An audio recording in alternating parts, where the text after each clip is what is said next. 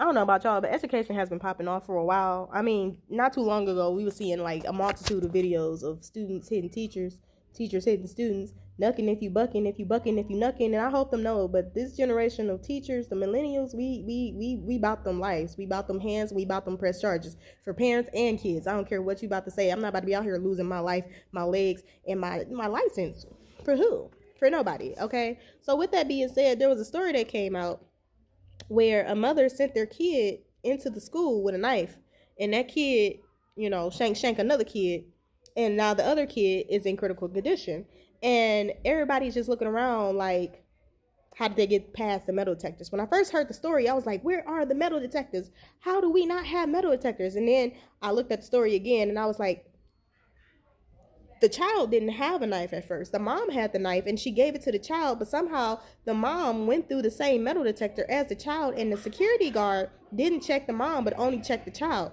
This is a problem that I'm having. Because how are you, a mother, even in your mind, thought that it was okay to give your child a weapon to bring it to a school in this climate? I don't understand. Like, what happened to knucking if you bucking? What happened to just getting your kids some boxing and like some like karate, self-defense classes? What happened to that? We went straight for the shank shank and the poom poom and the pow pows, and now everybody got beef. All the family got beef. Everybody and the friends, everybody got beef, and our kids are traumatized. And now the school got locked down, and somebody might have passed away, and now your kid might go to jail with you too. Like, what? What in the critical thinking is not happening here? I just don't understand. And I heard that there was a problem that happened prior to this incident, which made the mom want to give the child a knife in the first place, because these parents be popping off about their kid, which I completely understand, popping off about your kid, because if your kid getting bullied, we can meet outside. But in a school, a knife? What? Remember when parents used to like be like, nah, you gotta fight square and square, like you gotta box up, you gotta, parents would be like, nah, you gotta get yours, and just have them fist fight. And then if you lost, you lost, and if you won, you realize that you're better at doing academics than you are at fighting. But these people and these parents nowadays, they like, nah, shoot them up, stab them up, kill them up, hurt them up, make them not even want to like see you again. And I'm just like, what? Y'all ruining whole entire lives before they even start. And that's the part that's killing me. How you ruining you and your child's life at the same time by bad decision making? Because what happened to just taking a kid out of school? What happened to going to press charges? What happened to legal accusation? What happened to putting them on social media, blasting them? What happened to talking to all the principals and the teachers and everybody and making it a statement that, hey, if this don't stop, I'm about to do X, Y, and Z, because everybody got rights, right? So I just don't understand, why are we just going straight for the, like, that's crazy to me. That is so crazy to me that this is happening, and that it even got in the school guard. And that security guard, yes, that security guard needed to be fired, because why didn't you search the parent that went through the school? Like, if the school is supposed to be a safe space, everybody that goes in it, teacher, parent, everybody's supposed to get searched. We up here screaming and crying and hoping and wishing that every school had, metal detectors, so it would not be that big of an issue.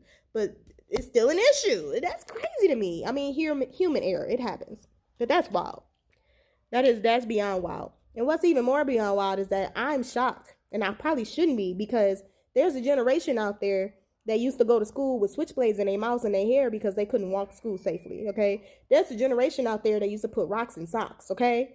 There's a whole generation out there that was out here fighting crackheads to get to school. And this is our parents, our sisters, our brothers, I should say, not our parents. Our sisters, our brothers from the 80s, from like the 80s, 90s, part of the 70s. They were uncles, cousins, aunties. They was out here dealing with real ish. These kids they dealing with the same ish that we dealt. Their ish is real to them, but the real ish was back in the day. They was fighting crackheads. They was getting their shoes and they clothes stolen.